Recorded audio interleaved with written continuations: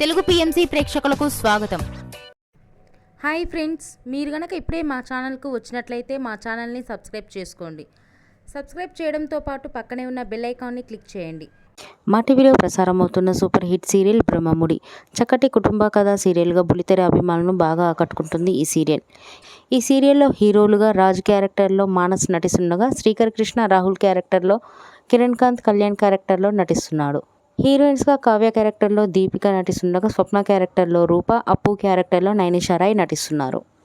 రాజ్ కావ్యకు సంబంధించిన కొన్ని లేటెస్ట్ ఫొటోస్ని ఇప్పుడు మనం కూడా చూసేద్దాం.